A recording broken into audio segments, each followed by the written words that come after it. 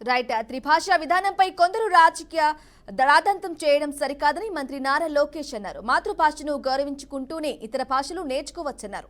ఇతర దేశ భాషలనే నేర్చుకుంటున్న ఈ తరుణంలో పక్క రాష్ట్రాల భాషలు నేర్చుకుంటే తప్పేంటని ప్రశ్నించారు లోకేష్.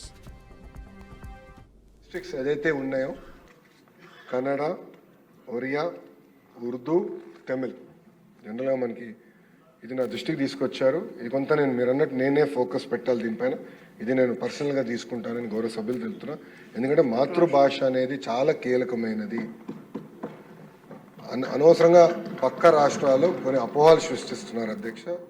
కేంద్ర మంత్రి గారిని నేను కలిసినప్పుడు కూడా చాలా స్పష్టంగా చెప్పింది, మాతృభాషని మర్చిపోదు. 3 లాంగ్వేజెస్ అని తీసుకొచ్చారు. అంటే ఎలాంటి తప్పు లేదు అధ్యక్ష. మన పిల్లలు చదవాలి. ఈరోజు మన పిల్లలకి జర్మన్, జాపనీస్ నేర్చుకోవాలని మనం అనుకుంటున్న యుగంలో కావాలని దీని చుట్టూ రాజకీయం చేస్తాం కరెక్ట్ కాదు అధ్యక్ష. మాతృభాషను కాపాడుకోవాల్సిన అవసరం అని అశోక్ గారి అద్భుతమైన సూచన ఇచ్చారు. తప్పనిసరిగా ఇది అమలు చేస్తారు.